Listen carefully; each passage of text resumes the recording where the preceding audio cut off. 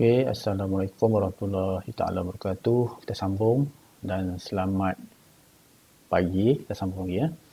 Okey, sambung kuliah daripada tadi iaitu faktor penampilan diri guru yang melibatkan faktor pendidikan, faktor pengalaman dan faktor persekitaran. Kita tengok satu-satu. Okey, kita lihat dulu iaitu faktor pendidikan. Lebih memfokuskan kepada pendidikan awal yang diterima oleh seorang guru. Ini yang penting ya, iaitu lebih memfokuskan kepada pendidikan awal. Okay, guru ni dia ada pendidikan awal lah. Pendidikan awal, sekolah rendah, sekolah menengah, okay, dan juga sekolah di peringkat tinggi ya. Jadi seorang guru ni biasanya dia kena ada pendidikan menengah lah sebab dia nak mengajar di sekolah, dan dia akan mendapat syarat dia adalah pendidikan mesti ada ikhtisas lah dalam guru iaitu sijil ikhtisas, sama ada sijil perguruan diikuti ataupun diploma perguruan, ijazah perguruan, dan juga ada juga master dalam bidang pendidikan yang ada ikhtisas lah. Sebab dalam master ni ada dua lah. Satu, walaupun dia master pendidikan tapi bukan ikhtisas. Jadi ada satu lagi master pendidikan ada ikhtisas. Ini ada tiga, ada empat lah. Satu sijil, diploma, ijazah dan juga sarjana lah. Ada empat kategori lah yang dipanggil sebagai ikhtisas. Okey, kebiasaannya guru yang terdidik dalam keluarga yang mementingkan penampilan sahsiah diri. Ini biasalah. Untuk menentukan dia punya faktor pendidikan ni, biasa dia kadang-kadang turun-menurun. Bapa dia cikgu, mak dia cikgu, anak dia akan jadi cikgu. Kan? Biasa macam itu kan. Mungkin you boleh tengok diri kamu sendirilah. Mungkin ada yang tak semestinya lah kan. Tapi kebiasaannya lah.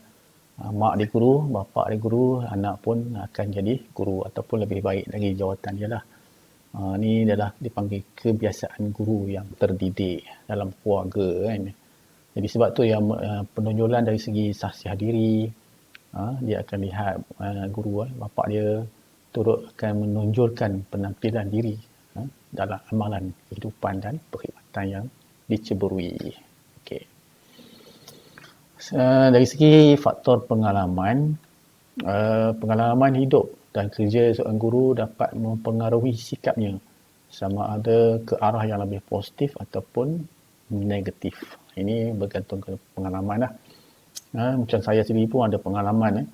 Sebelum saya mengajar pun ada pengalaman di syarikat, industri dan sebagainya. Boleh berkongsi lah betapa susahnya di luar sana untuk mendapatkan pekerjaan, terutamanya di factory kan. Kadang-kadang ada bahagian-bahagian dalam factory terlalu sukar, kena kerja malam, shift dan sebagainya kan. Itu pengalaman yang jadi guru ni bila ada seorang kawan saya tu memang dia kerja industri lama dah, tapi dia minat jadi cikgu. Tapi sepanjang dia kerja dia ambil pengajian di OUM kan. OUM. Jadi setelah dia mendapat beberapa tahun dah dapat dia punya degree, dia mohonlah untuk membuat diploma pendidikan KPLI dulu kan dipanggil kan KPLI. Lepas tu berjaya dapat. Akhirnya dapat dia berhenti daripada Kelang factory dia dan akhirnya menjadi guru. Jadi bila jadi guru tu dia akan lebih menghargai dia punya jawatan dia. Sebab dia lebih minat, sebab dia dah berhenti daripada jurutera, syarikat engineer daripada Kelang. Jadi dia akhirnya dia nak dikatakan pengalaman kan. Okey, dia akan share dengan anak murid dia. Okey, sebagai guru permulaan, anda harus berusaha untuk membentuk penampilan diri yang positif. Kita tunjuk penampilan diri, jangan pergi sekolah terutamanya kamulah hari pertama pergi daftar, seminggu dah tunjuk nak baca paper dan sebagainya. Jangan buat macam itu sebab cikgu lain dia memerhati kita permulaan. Jadi hari pertama, tahun pertama, tahun kedua tu pastikan jangan pergi baca paper kat library dan sebagainya. Jangan bawa student pergi library. Itu yang dibincangkan dengan saya lah sebelum ni ya. Itu perlu ambil perhatian lah. Okey. Sebab itu kita kena ada pengalaman. Tu kena ada pengalaman. Cikgu-cikgu yang ada pengalaman tu dia boleh share lah dengan kita. Okey, sebab tu kita hantar semua pelajar pergi buat latihan praktikal di sekolah supaya boleh melihat secara real perjalanan di sekolah, ada perhimpunan, ada percakapan di depan dan sebagainya. Okey, itu yang memberikan kita lebih matang dan berpengalaman lah. Okey, lagi seterusnya dari segi persekitaran, environment. Faktor yang kedua ialah environment. Okey, amat luas skop termasuk keluarga. Kita kena lihat dari segi keluarga, kebudayaan. Ni kebudayaan pun yang terutamanya di Sabah, Sarawak kan, pelbagai kebudayaan. Ada guru-guru tu yang bertugas di perkampungan orang asli. Dia pun dah jadi termasuk dalam terpengaruh dengan kebudayaan mereka. Yang saya dapat cerita, hujung-hujung minggu dia pergi menangkap ikan, menangkap binatang-binatang kan, hutan, memburu dan sebagainya kan. Dan pergi sekolah pun kadang-kadang pergi sekolah tak ada pelajar pun pergi kan. Jadi nak buat apa? Seorang, ada dua orang. Kadang-kadang dalam sekolah kan, kadang-kadang dia juga pengetua, dia juga guru. Kadang-kadang sekolah tu ada seorang murid sahaja. Itulah pengalaman. Ini yang melihat dari segi persekitaran. Dia akan lihat dari segi family, budayaan, pengaruh sekolah. Itulah pengaruh sekolah. Penting juga. Kita ada sekolah A, sekolah B kan. Okey. Pengaruh sekolah. Kadang-kadang sekolah begitu aktif. Mempengaruhi semua. Mempengaruhi guru-guru untuk bekerja keras dan sebagainya. Kadang-kadang sekolah ni dia pergi dan balik. Sebab itulah environment. Kalau dua bandar, dalam bandar sekarang ni, especially di Putrajaya, sekolah yang aktif kan. Sebab di situ banyak lagi tengah awam, orang yang cerdik-cerdik, pandai kan. Boleh dapat melihat perbezaan lah. Pengaruh media masa pun juga memainkan peranan lah. Okay, dia menunjukkan apa yang berlaku di sekolah kan. Baru ni ada lihat media masa menunjukkan satu kawasan pelancongan kan. Lepas tu orang ramai orang pergi. Itu yang dikatakan media masa ni mainkan peranan penting. Sebab media masa lah yang memberikan maklumat kepada orang ramai mengetahui satu tempat itu. Begitu juga dengan sekolah dan sebagainya kan. Sekolah daif kan. Daif maksudnya peralatan rendah dan sebagainya kan. Kita panggil sekolah yang tak cukup peralatan. Okey, seterusnya adalah persekitaran yang baik dan harmoni boleh mempengaruhi sikap positif. Yalah. Kalau semua negatif, semua sekolah persekitaran yang agak kurang baik mempengaruhi sikap kita lah. Nak duduk sekolah pun berasa tak seronok, rimas dan sebagainya kan. Itu yang di antara faktor persekitaran. Guru seharusnya mempunyai jati diri agar mereka tidak terpengaruh dengan penampilan negatif yang ditunjukkan oleh persekitaran. Okey, boleh sekali-sekala kita join dengan masyarakat, bermain. Dulu cikgu-cikgu saya dulu ada bila hari pasar malam dia jual ikan dan sebagainya kan. Jadi bila kita pergi pasar, ada cikgu lah. Asyik cikgu pergi jual ikan dekat pasar dan sebagainya kan. Tapi tak apa, dia akhirnya kita kenal cikgu kan. Itu tugas-tugas sampingan lah kan. Sebab zaman dulu gaji kerajaan ni rendah, terlalu rendah lah. Ada sampai 200-300 gaji permulaan kan. Mana nak cukup. Okay. Tapi sekarang ni gaji kerajaan telah baiklah berbanding dengan lebih baik jugalah berbanding dengan dulu lah. Sangat baik. Okay, seterusnya kita sentuh sedikit tentang berniaga di sekolah. Okay. Perniagaan bermaksud perihal urusan jual beli yang melibatkan barangan dan bertujuan untuk mencari keuntungan. Ini yang masalah juga. Ini boleh kita bincangkan nanti.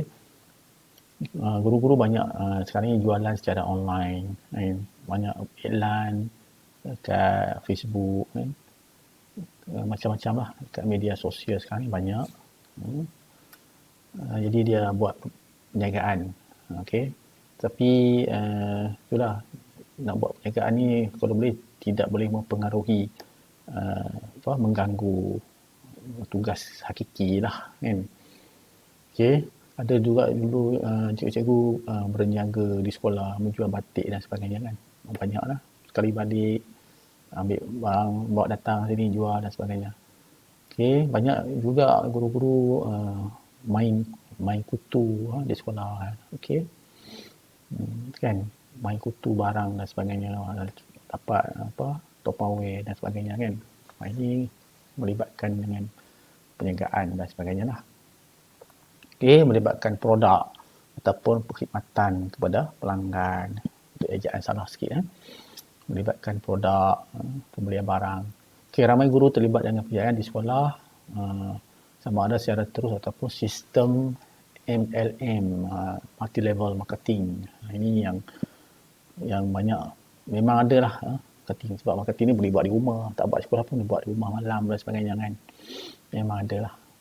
Okay, guru juga terlibat, yang terlibat mula beralih arah dan melepas tanggungjawab. Ini yang risaunya, lebih kepada tugas, especially saya dapat juga maklumat lah kan daripada guru-guru yang berjauhan, lupa kadang-kadang tu buat insurans kan, menggunakan kertas sekolah, putus state, itu membahayakan dirilah.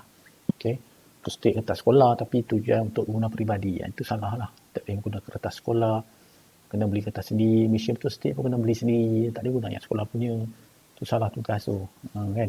Boleh dibincangkan lagi ya, penyalahgunaan harta benda sekolah dan sebagainya. Berjaga malam, kalau kita berjaga malam, apa jadi pada besok hari? Merebak di sekolah. Berjaga malam ni kita dalam sekolah mengantuk dan tertidur tengok filem Piramli kan.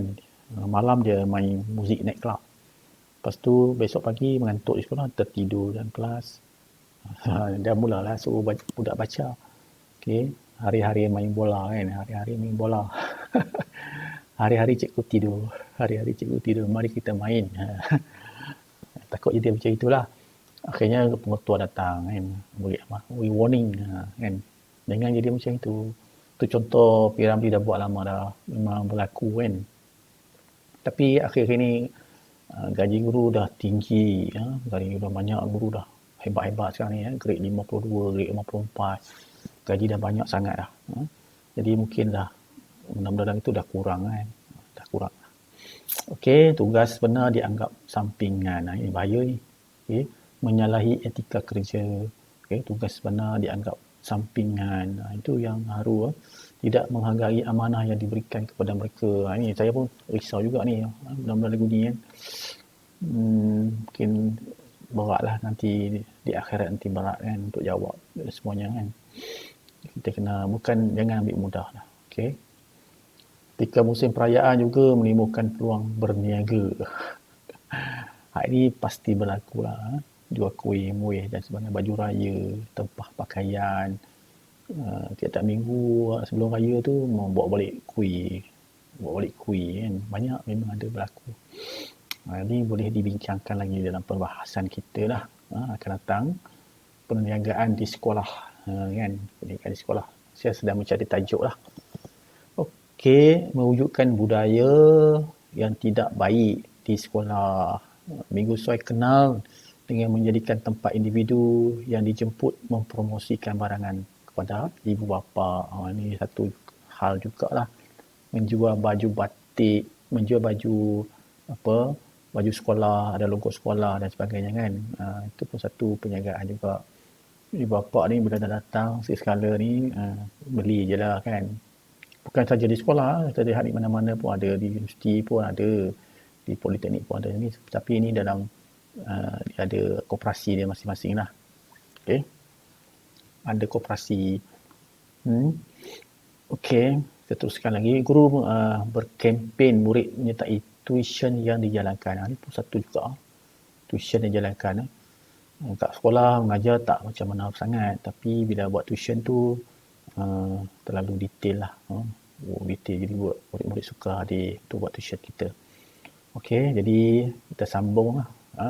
Kuliah kita di masa akan datang sebab masa dah cukup untuk 15 minit. Jadi kita jumpa lagi di slide yang lain lah. Okay. Untuk hari Minggu ni cukup setakat itu dulu. Terima kasih. Bye bye.